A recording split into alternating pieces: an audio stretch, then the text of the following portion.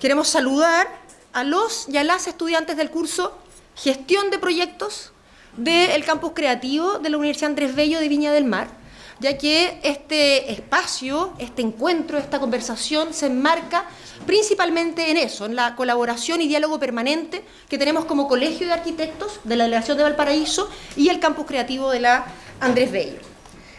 Queremos saludar también en particular a los miembros justamente de la Delegación de Arquitectos del Colegio de Arquitectos, particularmente a nuestra presidenta nacional, Beatriz Buchicardi, y a Paz Undurraga, vicepresidenta de nuestra delegación, que va a comentar la exposición de hoy. Queremos saludar también a los y las residentes de Espacio de la Compañía, este hermoso lugar en que el colegio hace parte y que nos encontramos hoy. Y, por supuesto, de forma especial, a nuestra invitada de esta mañana, de este encuentro, que es la secretaria regional ministerial del Ministerio de Vivienda y Urbanismo, la socióloga y magíster en urbanismo, Belén Paredes, así también como a su equipo, que está presente aquí.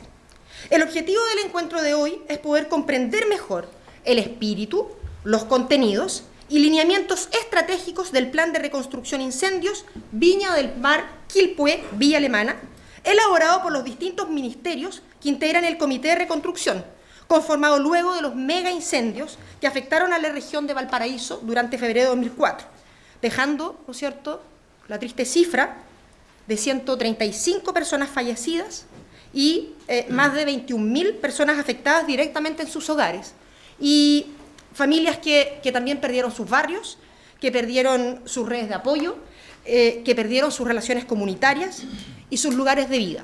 Quiero insistir que el espíritu también de este encuentro es que los estudiantes luego van a analizar este trabajo, este plan. Para entender mejor entonces de qué se trata, vamos a invitar a la Seremi Belén Paradas para que por favor exponga en lo que están trabajando actualmente.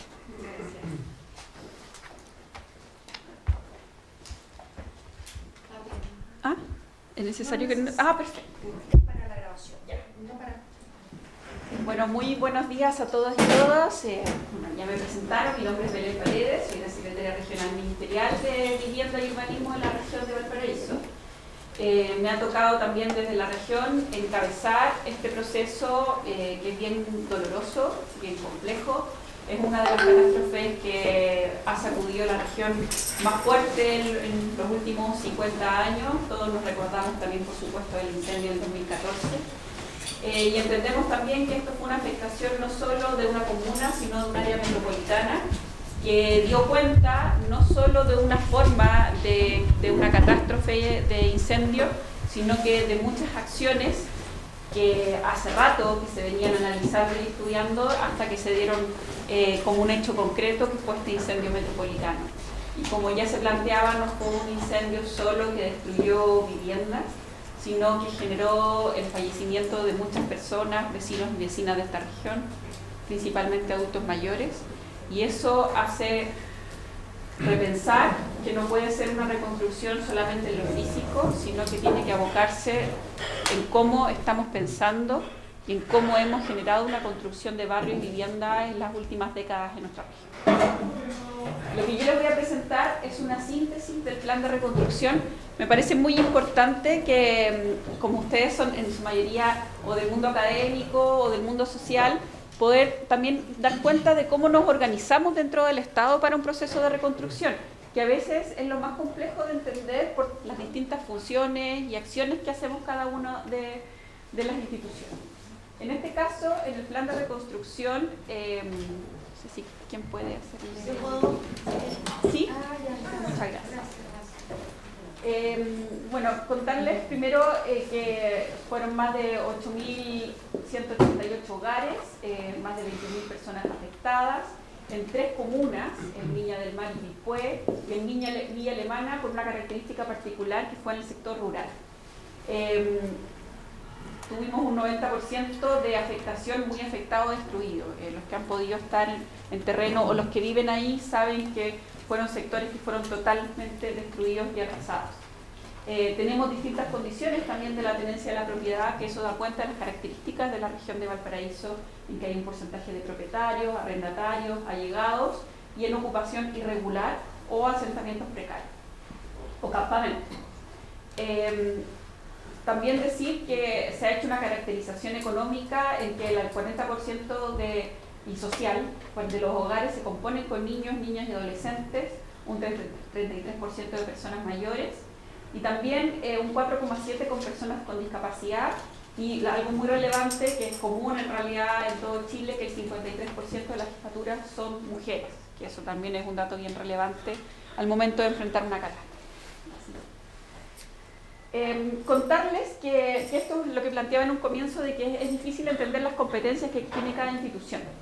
En la ley 21.364 que establece y que crea el SENAPRED, antes todos conocíamos que existía la ONEMI, pero se crea un servicio que es de Nacional de Prevención y establece también funciones.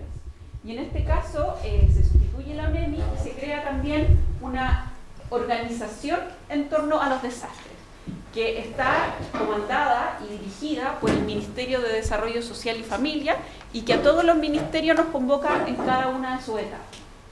Debemos decir que hay ciclos de manejo del riesgo que tienen que ver primero con la respuesta, que es un ciclo que si bien fue determinado que duró muchos días, a diferencia de otras catástrofes.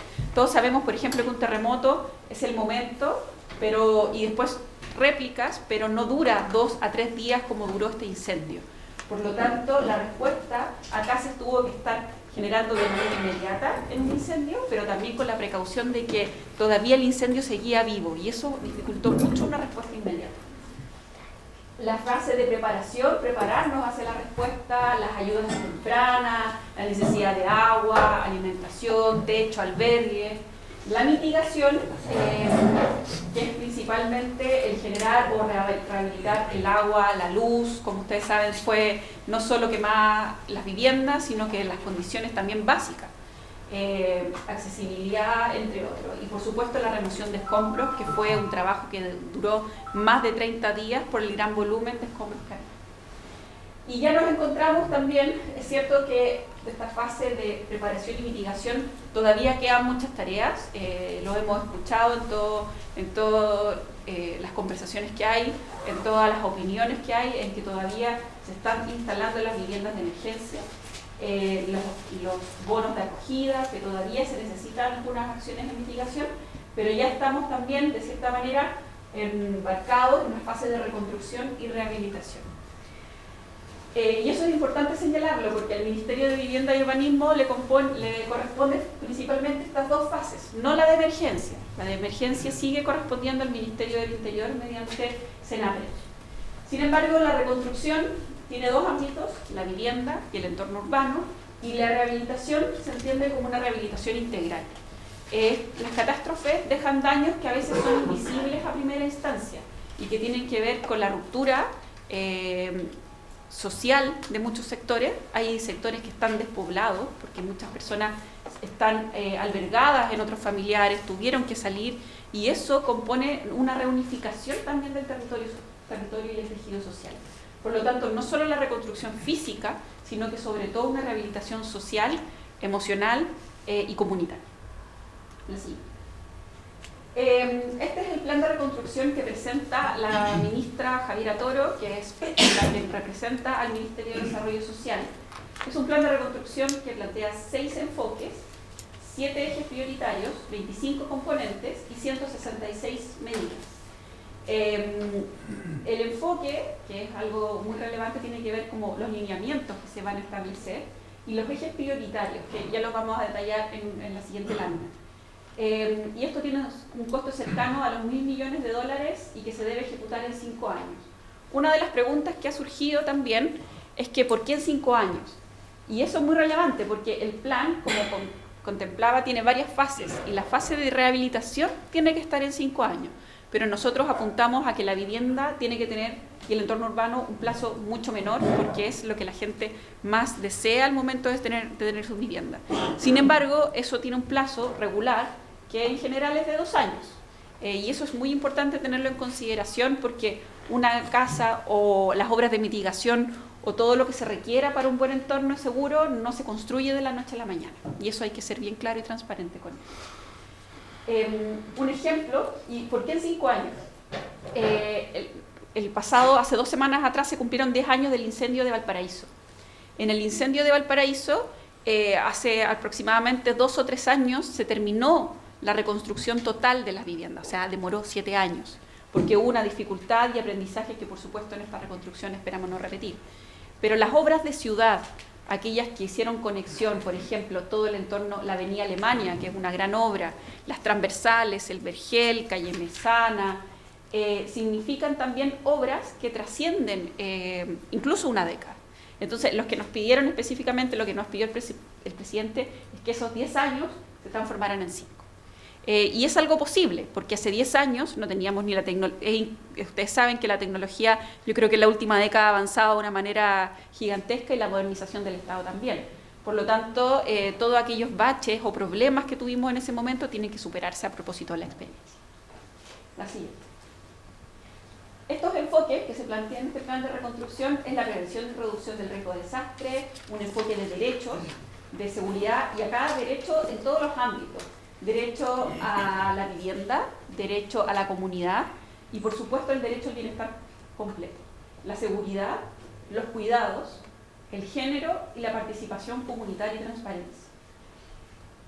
Y estos ejes son 7, que es el bienestar integral, la habitabilidad, el entorno urbano, la infraestructura de redes, el territorio y la sustentabilidad, la reactivación productiva, porque había muchos sectores, viviendas que tenían adosado un pequeño comercio local y que es muy relevante para la reactivación productiva, y una institucionalidad para la reconstrucción. En general, siempre cuando ha habido procesos como este, se genera una institucionalidad distinta. Muy conocido y debatido es el ejemplo de la Corfo, que es la Corporación de Fomento, que surge principalmente para enfrentar un proceso de reconstrucción. El histórico y el más grande fue el terremoto de Valdivia en el año 60, y así también otros procesos en que se han generado siempre institucionalidades para poder enfrentar una catástrofe. La siguiente. Acá está en detalle los ejes que se proponen de bienestar integral, y acá están divididos en todas estas secciones y la cantidad de medidas que tienen por cada uno. Dijimos que eran 166, entonces en cada uno de estos ámbitos hay un número de medidas. En esta exposición yo me voy a concentrar en 2, en lo que corresponde al Ministerio de Vivienda y Urbanismo, en lo habitacional y en el entorno urbano, que es la medida 2 y la medida 3, y que si nosotros hacemos una sumatoria es aquellos ámbitos donde tiene las principales medidas, porque finalmente es la recomposición de la vivienda y la posibilidad de generar nuevamente comunidades. La siguiente. Lo que vamos a presentar es el enfoque y el lineamiento en cómo se ha abordado lo habitacional. Nos dábamos cuenta que estábamos situados en 3 sectores distintos, pero sin embargo en un área metropolitana en Quilpué y Villa Alemana eran colindantes. El Olivar, Canal Villa Dulce es colindante con Canal Chacao, con Pompeya, con la Avenida Argentina, con la población argentina, perdón, y tiene una composición geográfica también muy similar. Sectores con pendientes, pero también con un alto valor natural. Nos encontramos con el cordón del Jardín Botánico entre medio, con las quebradas del Olivar y con un espacio que era de alto valor ambiental, pero también de alto riesgo, ¿cierto? Entonces, eso era muy relevante poder destacarlo al momento de generar una propuesta de trabajo. Entonces, lo que se hizo finalmente fue definir zonas de intervención, y que no tenían que ver solo con, porque cuando uno define zonas de intervención, y esto es algo muy relevante, que yo creo que va a servir después para distintos estudios, uno tiene muchos criterios y variables. Uno puede ser las unidades vecinales, una puede ser los barrios consolidados, uno puede ser las características geográficas y otro puede ser la influencia también o el impacto que tuvo el incendio en esos sectores. En este caso, el criterio fue principalmente el social, el definir poblaciones consolidadas que tenían a su vez agrupación de afectación, ¿ya? Por lo tanto, ¿por qué consideramos esto? Porque las juntas de vecinos, ustedes saben que tienen una división que a veces no necesariamente es la que responde a la orgánica del sector. Entonces, pudiese ser más complejo y por lo tanto en una población hay más de una junta o en un sector hay más de una junta de vecinos o de una organización. Entonces se definieron 6 sectores en Quilpué, en el Chacao, Dulce Hogar, Los Fundadores, Nuevo Horizonte, Población Argentina y Pompeya. Poblaciones que tienen distintas características. Algunas son históricas, que vienen de cooperativas de trabajadores. Otras son recientes, como por ejemplo Los Fundadores, que son parte de la política habitacional nueva del Ministerio. Fueron vivienda y conjuntos habitacionales financiados por el Ministerio. Lo mismo Nuevo Horizonte, la Población Argentina, que además tenía una intervención del programa Quiero mi barrio, y Pompeya. Villa Alemana es solo un sector, que es el sector rural. Y en Viña del Mar es Los Almendros B, Canal Beagle, El Olivar, Loma La Torre, El Salto, Manuel Bustos, Monte Sinaí, Villa El Dorado, Villa Dulce y Villa Independencia. También con distintas características. Poblaciones tradicionales, antiguas, y poblaciones que también son de asentamientos precarios o campamentos. Buenos días, señorita. Sí. Yo estoy viendo la zona que usted está nombrando y desgraciadamente todavía no nos están nombrando la Pedro de Valdivia, que hay más de 300 personas quemadas, más de 36 casas con vecinos, personas que son dueños de sus terrenos. Entonces, yo no puedo entender por qué no nombra la Pedro de Valdivia. Por favor. Sí, la Pedro de Valdivia es parte también del catastro. Lo que pasa es que aquí se genera una agrupación de sectores. Por ejemplo, en Villa Dulce está Villa Dulce Norte, Villa Dulce Crack, ampliación Villa Dulce. Y lo mismo pasa con Pedro de Valdivia, que es un sector, así como usted lo dice, que hay una importante afectación, pero está intervenido en un área de afectación. Entonces, no es que no esté, claro, no es que no esté identificado, sino que se adosa a cada una de las áreas de intervención. Es que ¿sabe qué es lo que pasa, señorita? Es que a mí me preocupa bastante, porque yo soy delegada, vengo con una afectada, y en todas las partes han ido a reunión, todas las cosas que desde el gobierno, pero ni siquiera cuando hicieron la alarma, usted sabe que empezó esto el día viernes, el día sábado fuimos afectados nosotros. Cuando dieron la de evacuación, no nombraron la Pedro Valdivia, nombraron a las Patagos y no lo siguen nombrando. Y yo pienso que porque yo conozco todos esos alrededores y todos dan el paño de los cerros, pero deberían nombrar a Pedro Valdivia. Le pediría, por favor... Mire, más adelante le vamos a mostrar las cartografías. Es un ejemplo, pero que les va a servir para la tranquilidad también de que están todos los sectores identificados y nombrados. Ya, por favor, ¿ya? Sí. Muchas gracias. Gracias. Bueno, acá la estrategia en el ámbito social, que es algo muy relevante, en que se empezaron a generar los levantamientos de los requerimientos comunitarios, y aquí insisto, no en el ámbito de la emergencia, porque eso le corresponde a otro organismo, sino que en el ámbito, por ejemplo, que había necesidades urbanas, así como plantean los vecinos, no había zonas de evacuación, o sea, eso fue algo evidente, no había dónde evacuar, por lo tanto se empezaron a presentar todas las complicaciones o todos los problemas que se tuvieron y que era necesario abordar. Entonces se generó un trabajo mediante duplas.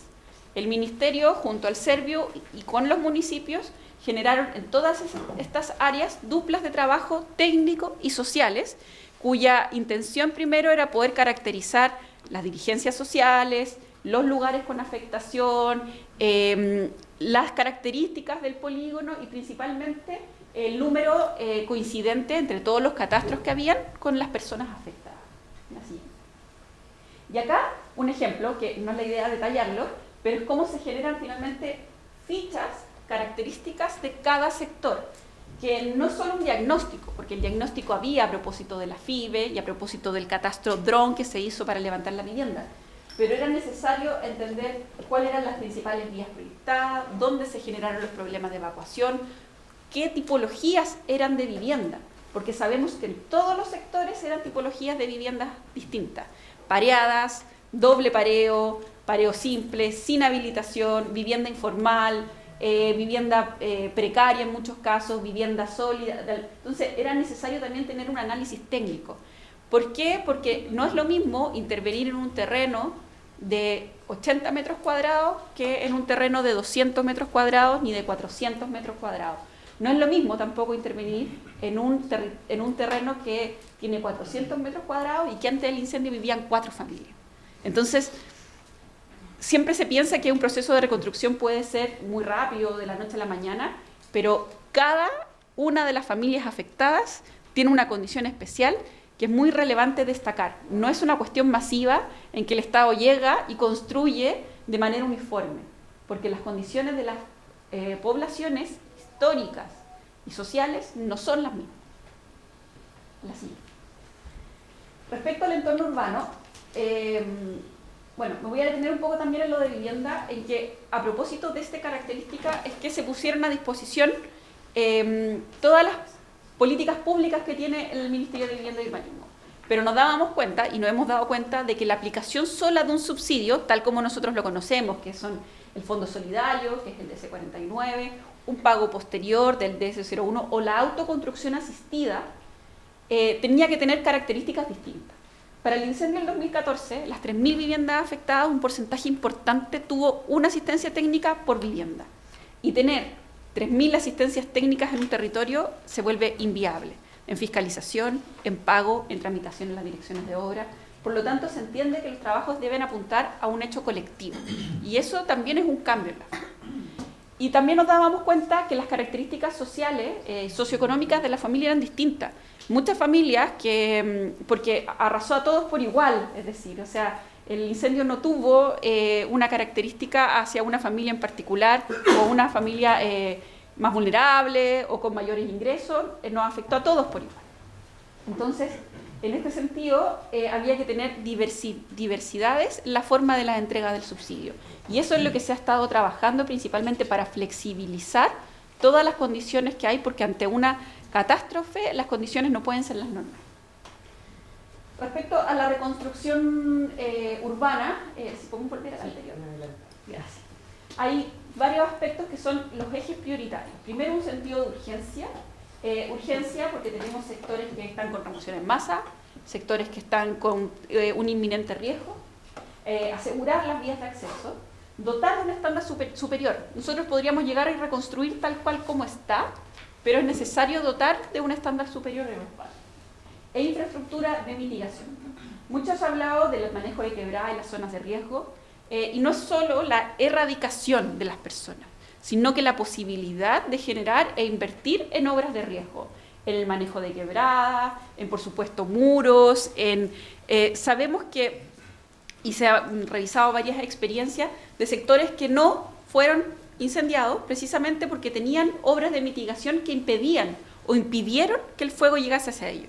Entonces sabemos de que si se genera cierta infraestructura, ciertos planes de manejo, cierto trabajo comunitario, es posible también mitigar los efectos de un incendio. La siguiente. El mejoramiento de áreas verdes y plazas de encuentro. Cuando hicimos el catastro nos dimos cuenta de que no había gran afectación de sedes y áreas verdes, pero no era porque no los afectó, sino porque eran barrios que no los tenían. Ustedes saben que la política habitacional de los 90 apuntó principalmente al déficit habitacional, pero quedaron muchos barrios sin la posibilidad de tener espacios de áreas verdes y espacios de equipamiento, sede social, club deportivo, y espacios finalmente de cuidados donde se pudiese reunir las personas. Por lo tanto, no es solo la reposición de lo que se dañó, sino la generación de nuevas sedes sociales. El liderazgo regional y local, acá, como planteamos el trabajo con las duplas, se ha trabajado principalmente con los dirigentes vecinales, las juntas de vecinos, club deportivo, incluso algunos grupos espontáneos que han surgido a propósito de la catástrofe. Y dar cuenta de que finalmente esto es un esfuerzo colectivo. No es si bien el Estado es quien debe hacerse cargo y guiar el proceso, este es un esfuerzo de la sociedad en conjunto, porque si no, finalmente, si estamos de una posición totalmente vertical, al final no logramos llegar a lo que quieren las personas, a lo que quiere el Estado y a una lógica finalmente de la rehabilitación completa. La siguiente. Entonces, la agenda de trabajo en el territorio es una agenda de vivienda, una agenda urbana que se entremezcla con una agenda social que es habilitante y que habla principalmente de la planificación y las normas urbanas. Hay una crítica constante que es muy importante, el que dice de que la planificación es un proceso que dura demasiado, y es cierto, o sea, un instrumento de planificación o cambiar un instrumento de planificación puede llevar años. Entonces, lo que se requiere finalmente es que esta lógica de la planificación no sea a largo plazo, sino que también pueda tener acciones que sean urgentes y que vayan a cambiar la lógica del riesgo en el sector. La siguiente. Entonces, tenemos distintas temporalidades de fases de reconstrucción, en que están, primero, en definir que hay zonas críticas. los instrumentos de planificación, de acuerdo a la normativa actual, reconocen dos zonas de riesgo solamente. La por incendio y la por pendiente y la por remoción en masa. Pero la normativa actual que estaba vigente no reconoce el riesgo de incendio. Entonces, nosotros, a propósito de las potestades que tenemos como Seremi de Vivienda, quisimos hacer un análisis y a partir de todos los informes que habían de CONAF, de organismos especializados, y establecer también una zona de afectación por incendio que fue denominada zona crítica, que más adelante se la voy a nombrar. Y también hay una fase de desarrollo territorial que son finalmente las obras urbanas, que no pueden esperar: la infraestructura urgente, que es la remoción en masa, las aguas lluvias, ustedes saben que el suelo se ve erosionado producto de los incendios, y además una fase de instrumentos normativos extraordinarios en el marco de la emergencia. Sí. Sí.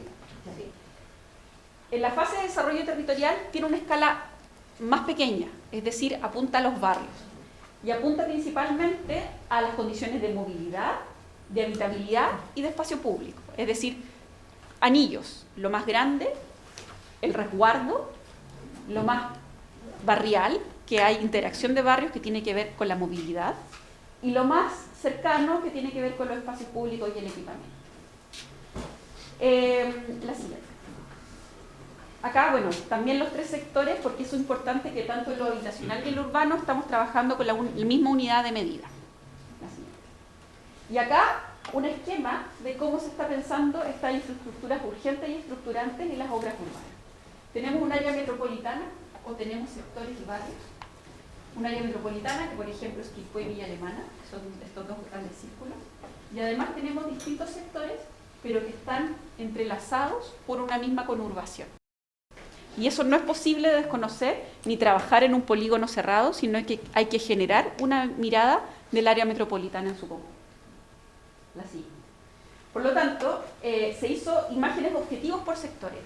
Estas imágenes objetivos son hechas a propósito de proyectos que llevaban mucho tiempo iniciados, no sé, en un municipio tenía una cartera de proyectos sin ejecución, vecinos que habían levantado distintas iniciativas y se generaron imágenes objetivos.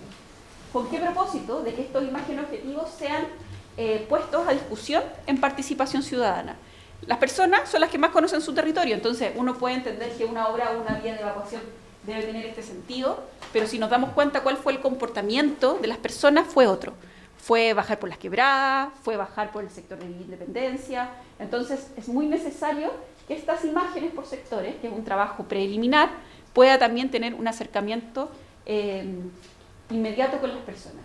Y como medida es que se destinaron 5 nuevos barrios del programa Quiero mi barrio, que los invito también a conocerlo si no lo conocen, que es un programa histórico del Ministerio desde el 2008, 2010, en que trabaja principalmente con la participación ciudadana, la gestión social y la gestión de obras. Entonces, esto va a permitir un trabajo mucho más colaborativo al momento de generar las obras urbanas. Importante decir que no porque hagamos este proceso de participación ciudadana o estas propuestas nos vamos a demorar mucho, porque también tenemos el deber de generar obras que son inmediatas, como se los comenté en un principio, que tienen que ver con la habilitación y las aguas lluvias principalmente. La siguiente. Entonces, tenemos distintas tipologías de obra en lo urbano, de habilitación, vialidades, la macrourbanización, sobre todo en el ámbito de campamentos y asentamientos precarios. Hay muchos campamentos en que estaban trabajando un plano de loteo, pero todavía no tenían la macrourbanización, ni el agua, ni la luz, ni las condiciones sanitarias. El área verde, en equipamiento comunitario, recuperación de sedes sociales, juntas de vecinos, y lo que les planteaba, recuperación de barrios, que son 6 nuevos barrios, que son 5 en Viña del Mar y 1 en Quilpué. Así. Acá también, esto bueno, lo pueden descargar de donde está el plan de la reconstrucción, que hay un código QR que podemos compartir también, pero lo que les quería mostrar es que esto es una imagen metropolitana. Y esto es muy relevante porque en la región también está la discusión de poder instalar nuevamente en las áreas metropolitanas, que es parte de la ley de descentralización. Y esto permite entender de que, si bien son comunas distintas, necesitamos un actuar combinado. Hay distintos debates que surgen a propósito de los orígenes del incendio y también de la conversación que tienen los vecinos y que tienen que ver con las vialidades. no, es que aquí nos quieren pasar una carretera, nos quieren pasar una gran vía, y estas imágenes permiten descartar esas apreciaciones, y lo que se hace finalmente es dos cosas. Verter en esta imagen los instrumentos de planificación que ya venían de hace mucho tiempo y que son los validados, y por supuesto las alternativas de conectividad que pueden existir y que por vecinos han pedido por mucho tiempo. Yo recuerdo que acá hay una comunidad que mucho tiempo pidió la conectividad de Villahermosa con Villa Arauco, que era una conectividad por un terreno serbio, y siempre le plantearon como una vía de evacuación innecesaria para generar acceso a los equipamientos, porque Villahermosa no tenía acceso a los equipamientos de Quilpué, pero tampoco de Viña. Entonces, son conectividades que también son necesarias para entender de que estamos en un sector crítico en condiciones del sistema de indicadores de estándares urbanos. Quiere decir que no tenemos un CEFAM cerca, no tenemos un colegio cerca y que los modos de accesibilidad son muy complejos. Así. Acá también lo mismo, acá un zoom específicamente a la comuna de Quilpué, en donde aquí podemos distinguir algo muy importante que tiene que ver con estas áreas verdes y áreas de protección, que es el interfaz urbano-rural, que necesita que tengan obras de mitigación para la no propagación del incendio. Así es. Y algo que les planteaba o les adelantaba anteriormente, que tiene que ver con las zonas críticas. O sea, nosotros hicimos un análisis entre las afectaciones por incendio y por pendiente, y generamos zonas críticas que tienen la imposibilidad de emplazamiento porque van a estar siempre afectas a un incendio. Nos encontramos en este incendio con familias, con comunidades que ya no era la primera vez que se incendiaban, y eso da cuenta de un actuar repetitivo que no puede volver a ocurrir. Hay distintas zonas que son las mitigables por riesgo de incendio, es decir, que se pueden hacer acciones de mitigación para mitigar el riesgo. Y las mitigables por pendiente, que también tienen esta condición que es posible mitigar, pero que es importante reconocerla. En la imagen siguiente, acá hay un bosquejo de cómo se emplazan las zonas críticas, que también para desmitificar, en general no son zonas que están pobladas, ¿ya?, sino que son zonas de grandes pendientes que eran parte de la interfaz urbano-rural. Por supuesto que hay sectores, que son las amarillas, que son las de riesgo mitigable, que es donde sí habían algunas ocupaciones, pero es totalmente necesario generar las mitigaciones.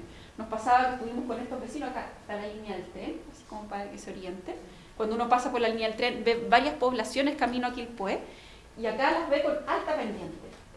Estas viviendas son regularizadas, en algunos casos tienen título de dominio, son poblaciones antiguas, entonces lo que se deben generar obras para la pendiente y para evitar la remoción en masa. Entiendo que sí. Lo mismo también aquí en Quilpué con detalle por población. Gracias.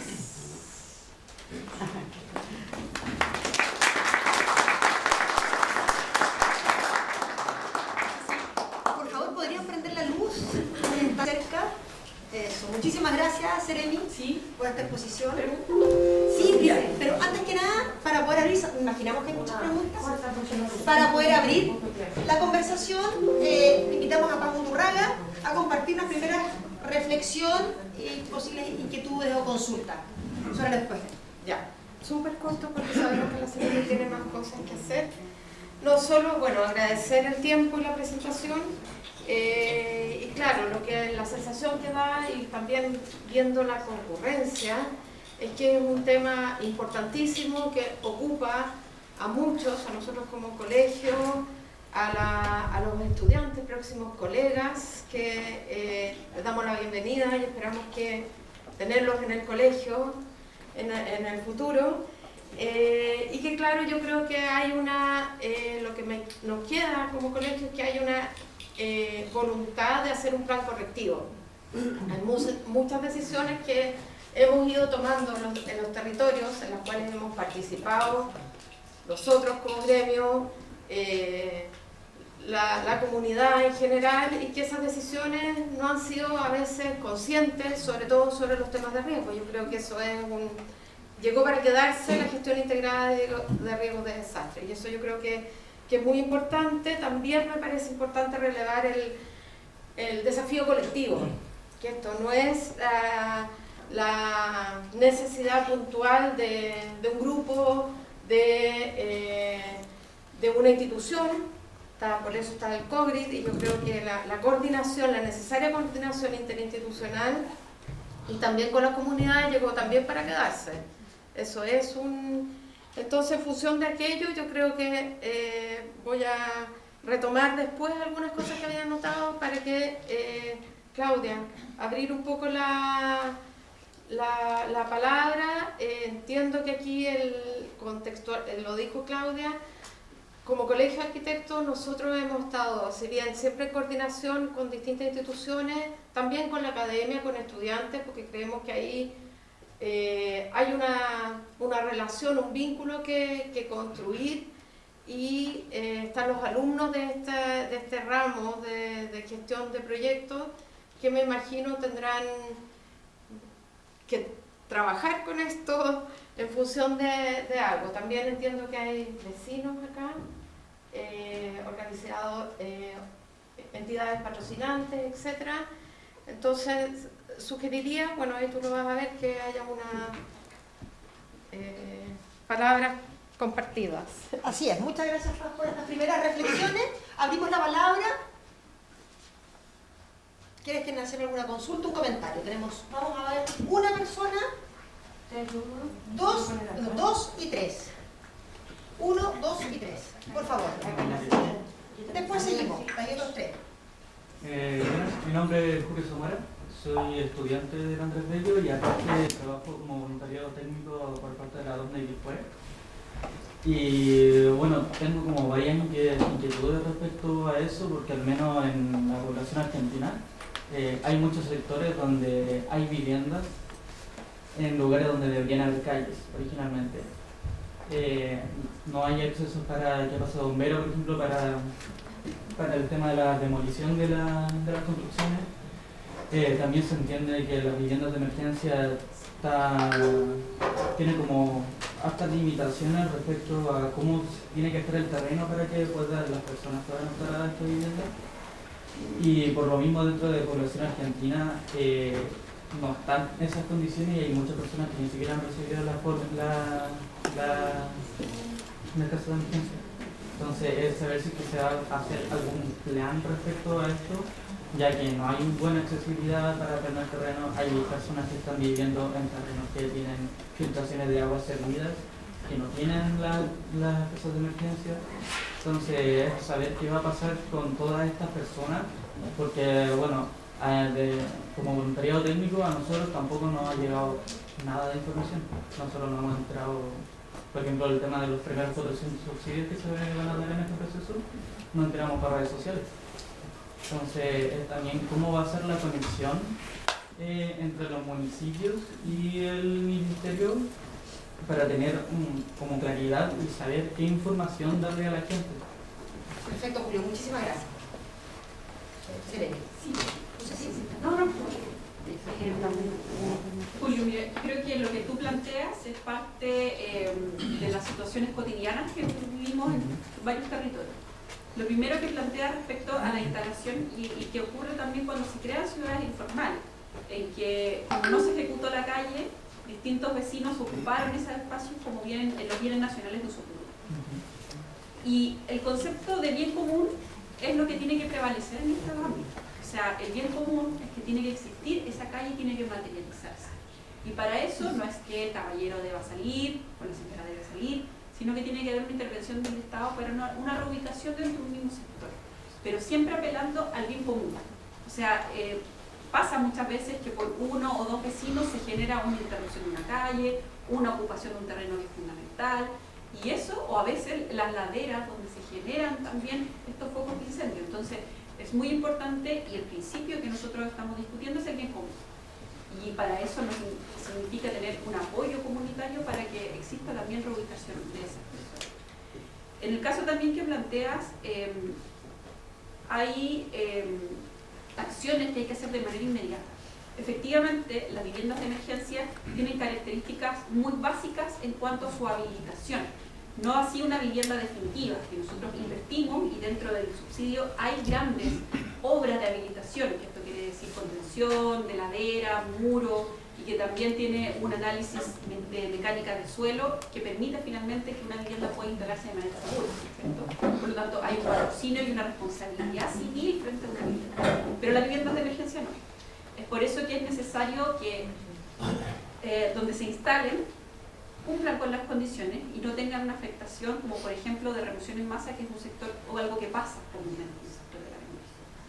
Entonces esas soluciones tienen que también ser colectivas y pensadas a propósito o de los cargos transitorios o de la posibilidad de generar otro apoyo que sea transitorio. Nosotros hemos planteado y se da cuenta de que o se habla solo de la vivienda de emergencia, pero también está el bono de acogida, que también ha costado aplicarlo, pero es una posibilidad también que existe que se ha prestado a las personas. Y lo último, que tiene que ver con la comunicación. Lo que yo presenté es parte de una estructura, es parte de una información de desarrollo, pero en un ámbito seguido está la estructura y en un ámbito que le sigue aún más está la comunicación y las personas. Y efectivamente hay una fractura de comunicación. Hay una fractura entre todo el desarrollo diagnóstico, lo que planteaba la vecina, cómo yo sé que estoy en el canal, hasta la comunicación. Y eso es algo que reconocemos que falta y que debe mejorar. Lo primero son los organismos intermedios, los municipios. Nuestra estructura debe ser coincidente con la misma información que manejan los municipios. Porque si tenemos una información coincidente, tenemos una buena información a la ciudadanía. Y ese es nuestro objetivo de aquí en los próximos meses, porque si bien ya tenemos subsidio, ya tenemos un diagnóstico, lo que nos falta es comunicárselo a las personas para que tengan o no una responsabilidad.